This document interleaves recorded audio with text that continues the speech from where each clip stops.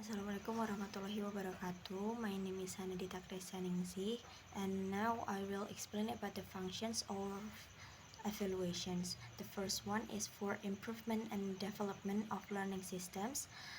Learning as a system has various components such as objectives, materials, methods, media, learning resources, environment, teachers, and participants.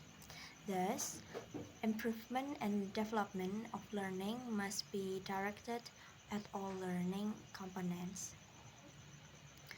And then for the next one, for accreditation. Accreditation is the activity of assessing the suitability of programs in educational units based on predetermined criteria. One component of accreditation is learning. The accreditation functions can be implemented of results of learning evaluations are used as the basis for accreditations of educational institutions.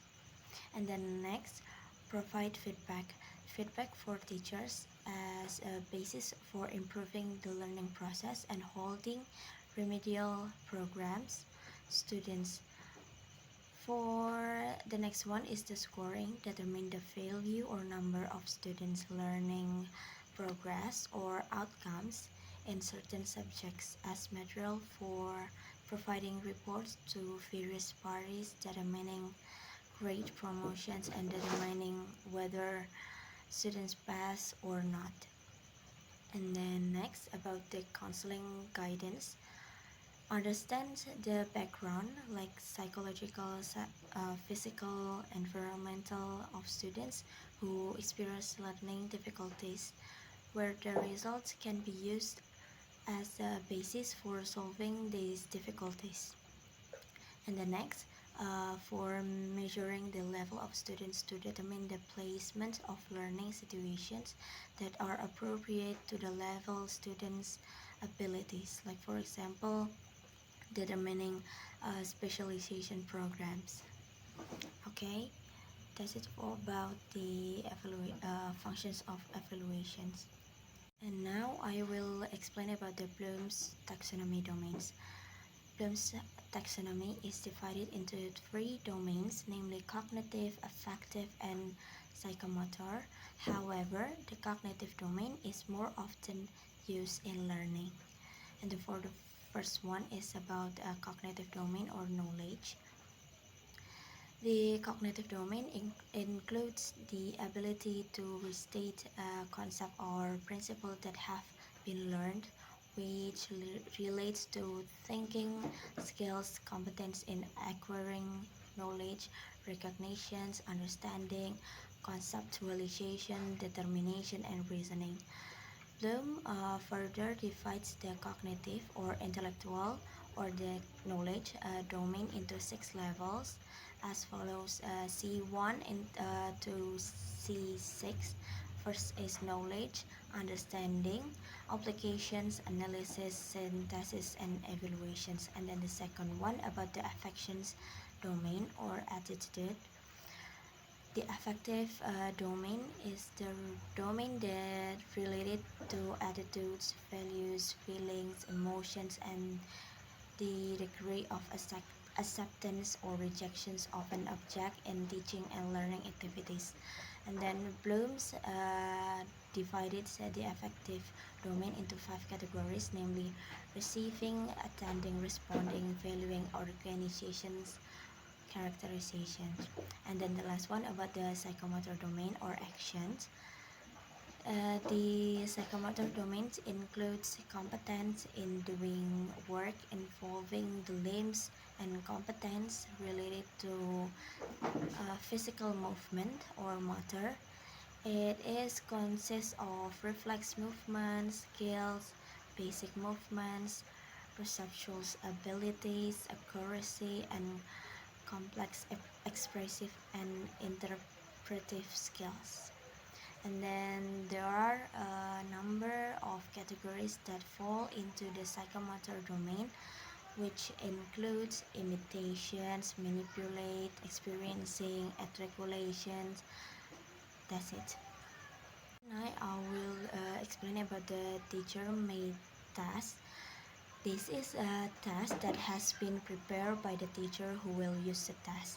This task is usually used for daily, formative, and general tasks. This task is intended to measure the level of students' mastery of the material that has been prepared by teacher.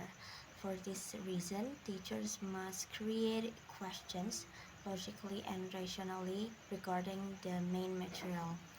And then the strength of the task first is better aligned with classroom objectives, and then the second one is presents a consistent evaluation material having the same questions for all the students in the class, and then the third, easy to store and over accessible material for parents to consult.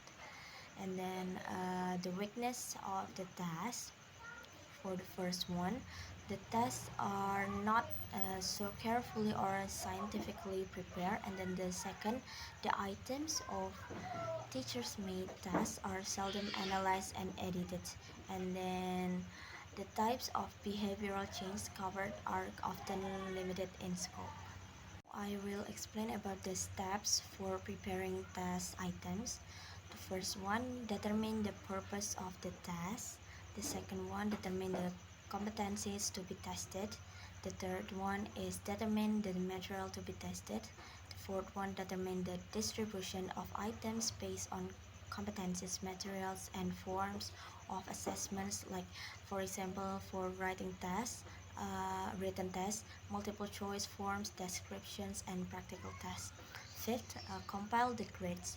Sixth, writing questions items. Seventh, validate the items of or review them qualitatively. And then the eighth, assemble the questions into test phase.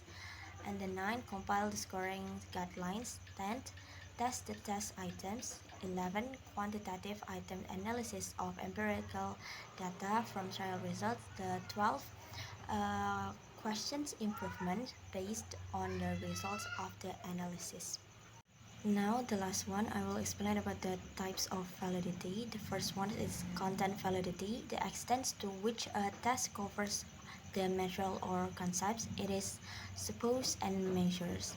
The test should cover all areas relevant to the concept or skills being measured. The second, criterion validity, the extent to which a test can predict or correlate with relevant external criteria such as academic achievement or performance in the field. And then the third, construct validity, the extent to which the test theoretically measures the construct in questions. This involves testing whether the test accurately reflects the concept or skill it is intended to measure. That's it about the material that I have present or explained. Thank you very much. Wassalamualaikum warahmatullahi wabarakatuh.